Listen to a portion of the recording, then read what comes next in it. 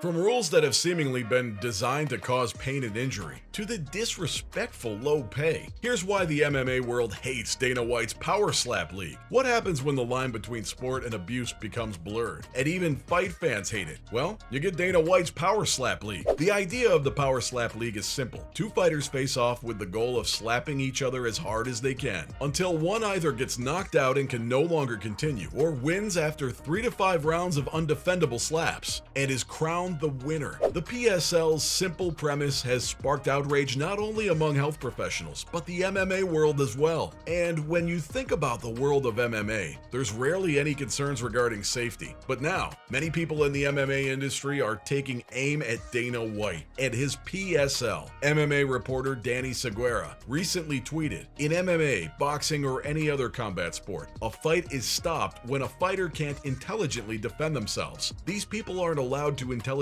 defend themselves from the start. It's in the rules." As you can see, Danny's highlighted a major flaw with Dana's latest creation. And regardless of who you are, how strong you are, and how talented you are, the potential to be dealt serious harm is entirely based on how hard your opponent hits you. Former UFC fighter Al Quinta labels the idea sad. Olympic boxer Anthony Fowler calls the PSL cruel and says people clearly are trying to do whatever they can to earn money, and Dana White is using them to have a good laugh at. Another well-known MMA media personality, Ari Helwani, was also critical of the venture. Helwani drew comparisons to Dana White's new league with previous WWE CEO Vince McMahon's attempt at creating a bodybuilding league, saying the PSL feels like when Vince McMahon got into the world of bodybuilding. He had his own bodybuilding league. They promoted the hell out of it. What happened to it? Helwani further added, "You know, just because you're successful in one thing doesn't mean you're going to be successful at another thing. Sometimes it's best to be focused on that thing. Stick to your bread and butter." While the MMA community clearly isn't impressed, health professionals can't hide their disdain for the PSL either. Physician Dr. Mauricio Gonzalez also shared his disgust, writing, "What is this nonsense? How is this legal?" Which only put further pressure on the league. Another health professional, Dr. Chris Nowinski, a concussion expert, commented on a recent slap fight between Chris Kennedy and Chris Thomas. After Kennedy was slapped unconscious and showing signs of a severe concussion, Dr. Nowinski said, "This is so sad. Note the fencing posture with the first brain injury. He may never be the same. Dana White and TBS should be ashamed. Pure exploitation. What's next? Who can survive a stabbing?" Dr. Brian Sutterer, a sports medicine physician, also chimed in, saying, "Slap fighting is perhaps the most absurd and senseless sport in the world." Dr. Sutterer can't fathom why the Nevada Athletic Commission would ever vote to regulate slap fighting, and points out that while MMA and other additional combat sports pose risks and are dangerous, the rules of slap fighting make it stand out in an extremely negative way. Dr. Sutterer says, "Why do we always say in combat sports to protect yourself at all times?" The most important thing,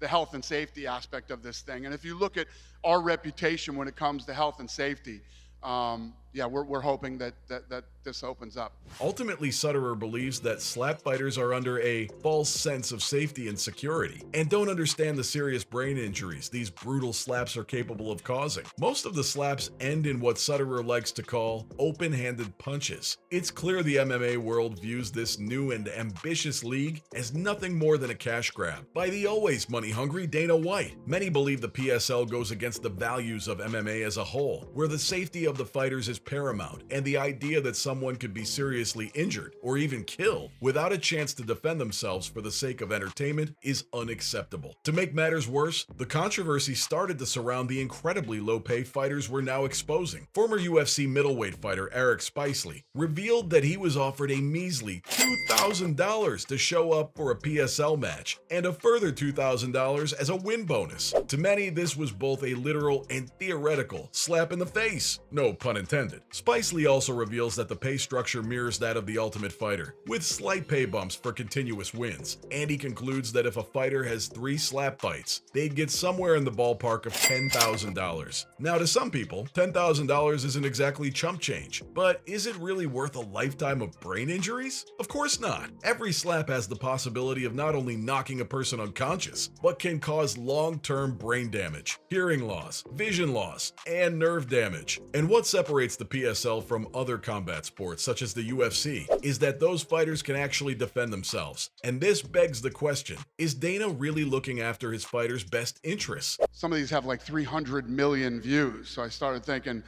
obviously this thing really works for social media, but I thought it would be good for television too if done the right way.